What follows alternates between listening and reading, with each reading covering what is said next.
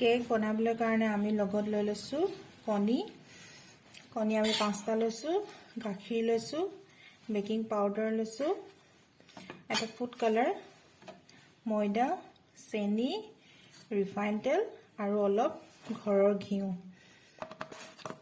এতিয়া এইখিনি চেনি আৰু কণীখিনি আমি প্ৰথমতে মিক্স কৰি ল'ম।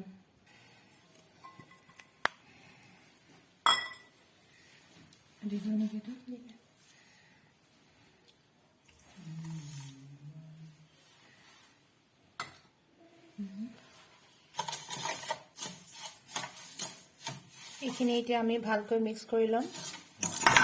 এতিয়া আমি কণীকেইটা ভাঙি দি দিছোঁ।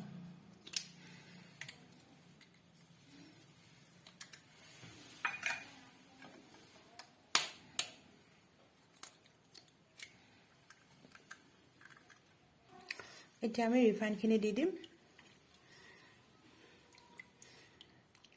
কেকটো যিমান ভালকৈ ঘুলিব সিমানে কেকটো সফ্ট হ'ব, ভাল হ'ব।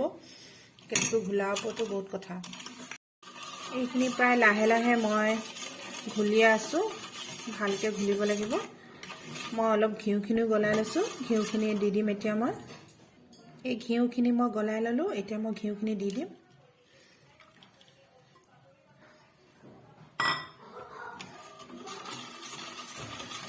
ঘিউ গোন্ধটো এনেও ভাল লাগে, ঘিউটো খাই ভাল লাগিব।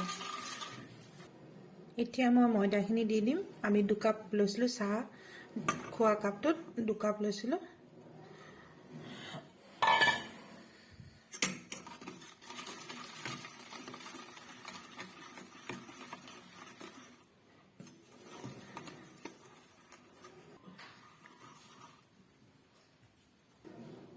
ফুড কালাৰটো যিহেতু আছিলে মই ৰিফাইনৰ লগত মিক্স কৰি দিম। কম পৰিমাণতে দিম বাৰু।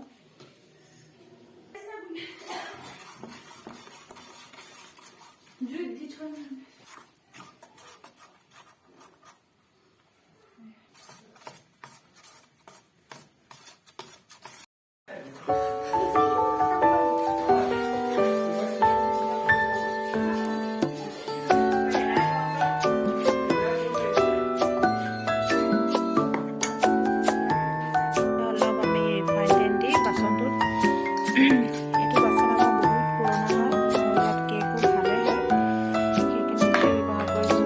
এতিয়া অলপ ৰিফাইন দি কিনে আমি ময়দা